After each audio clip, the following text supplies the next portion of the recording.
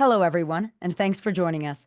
Today, we're back with PR expert and former fashion television judge, model, and advertisement photographer, Todd Anthony Tyler. Hey, Todd, welcome back. Thanks for having me, Sophia. Sure, it's great to have you back. And today, I'm excited. I want to talk all about brand elevation and social media strategy with you. So, Todd, can you tell us what are some key elements to include when building a personal brand as an author on social media? Yeah, so some key elements to include when you're building a brand as an author on social media is no doubt the story about you. That's really the key thing, and not just saying obviously the story that you've written, but the story about yourself. Because just like brands, just like any product or brand, that's essentially who you are when you're trying to promote and sell your book. Because people want to know about you, people connect with you, people will want to know more about you and how you think and what you've wrote about. So, absolutely key element is, I guess I have to say it this way, also being authentic. We want to really real with people. People don't like as much anyway, depending again on who your audience is, of course. If you're talking about something super high fashion, maybe there's a little less real in that environment. But in general, for you as a person in your brand, you want to be authentic. People want to know about you. You want to be open. I think you want to give a lot of, it varies on person to person how much access you want to give about you, your life, and how you feel and think. But definitely that's key points that people connect to for you as a brand, who you are, what you're about, how you think, where you're from, and then going into why you wrote this book. So, Todd, how can authors define and articulate their brand's mission and vision effectively to their audience? Yeah, that's a really good question about how you're going to define your mission and the overall presence there on social media. This is going back a little bit to the first question, though, on who you are and what you're about, because that's what people are going to really believe in and people will want to know more about. So then it goes back to what I said again about being authentic. But where you find then from your authenticity, that's where you lead in all your discussion, in your presentation, because you don't want to be, you want to be very articulate in how you present yourself. So, I mean, I'm not even saying that in wording, but that you know who you are, what you're about, and why you've presenting yourself in this way because of how you've written the book, combined, of course, with a little bit of thought once again about who your audience is. So, your audience is how you again define yourself is going to be accepted by certain audiences or not accepted by other audiences. And if you're not going to define who you are and what your mission's all about, that relates to the audience that you're trying to approach in PR, that'd be a very difficult, you know, path to follow or hill to climb. So you're really considering a lot about who you're. I always say it to brands because I deal more a little bit more with brands than authors, but who your audience and customer is. This is really going to be the combination of who you are, what you're about, and then who you're trying to reach. You're using all the social media platforms to develop that putting out your mission, because how you reach somebody on X is going to be a little bit different how you reach somebody on TikTok, how you reach somebody on Instagram. If you're doing YouTube, those platforms are all a little bit different as well. So you'll have your mission, you'll have who you are about again and who your audience is again. But even on those platforms, you will present it slightly differently. Right.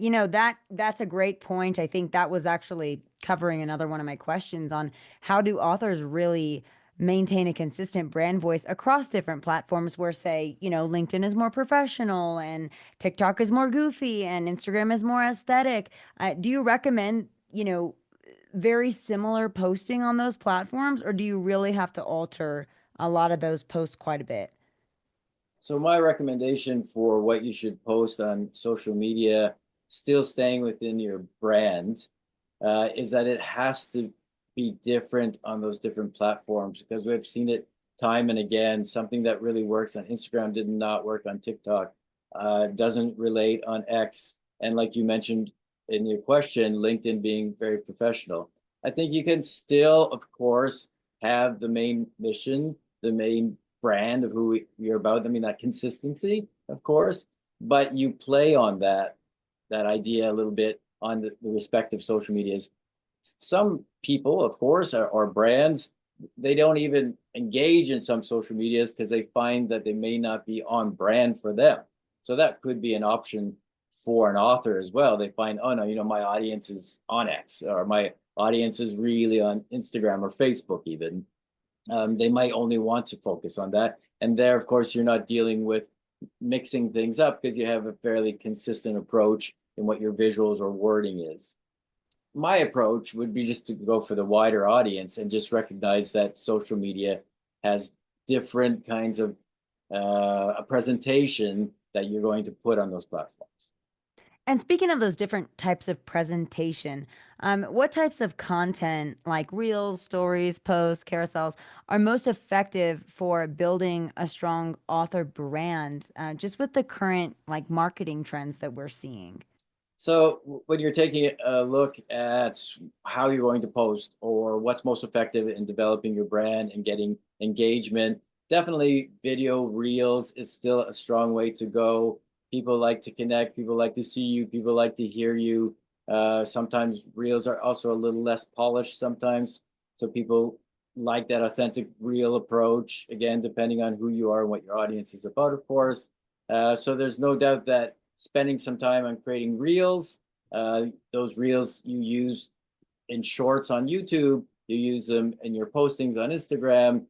Maybe like we just said earlier, you change it up a little bit for TikTok, but you'll get a lot of use out of those reels.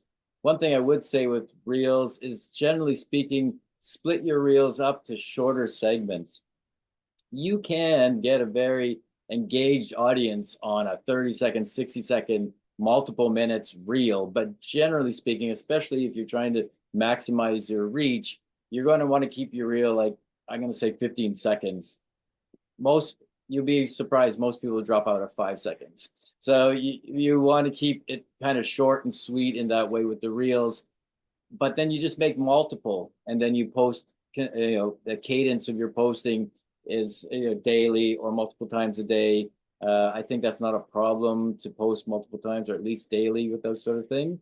And then also in the current environment, carousels are doing well, 5 to 10 images on the carousel. Again, once again, it depends a little bit on what kind of book that you're doing, but definitely some books subjects lead well to still image and using carousels. So absolutely, I would say carousels, mixing up your posting with a real carousel, that's also a good approach, of course. And then utilizing your stories for going live, something we touched on earlier with some readings. I think that's very engaging. Going live can definitely draw a wider audience and engaged audience. Right, exactly. Now, my last question, because authors, they are, story masters. Their life is built on stories, their career is built on stories. How can authors use storytelling techniques to engage their audience and elevate their brand on their socials? Yeah, so storytelling techniques, that's going to be an author's strength. That's absolutely what essentially all influencers, creators are trying to do. So if it's something natural for an author, which you think it would be, of course, leveraging that storytelling ability is a big plus, and something that they should definitely going into that tool bag of storytelling and using that across their social medias, but now maybe turning that around more onto themselves, storytelling about who they are, again, what they're about. I think people really like behind the scenes, to sort of peek behind the curtain type of thing. That's really gets a lot of engagement. And then so without getting out of the authentic realm, still telling your story, and maybe in some situations, creating a little bit more of a story, but that keeps people engaged, entertained, and then drives people towards the book. Also, again, once again, depending on what the book is about, you can utilize elements of the story of the book also to do postings, creating reels, those carousels, using those elements to create a story as well. Well, Todd, thank you so much. That was wonderful insight on brand elevation and social media strategy. Thank you, Sophia. That's all the time we have for today. Thank you, everyone, for tuning in to today's interview with PR expert and former fashion television judge, model, and advertisement photographer, Todd Anthony Tyler. Be sure to check out our website for more videos. Wishing you all a fulfilling and successful writing journey.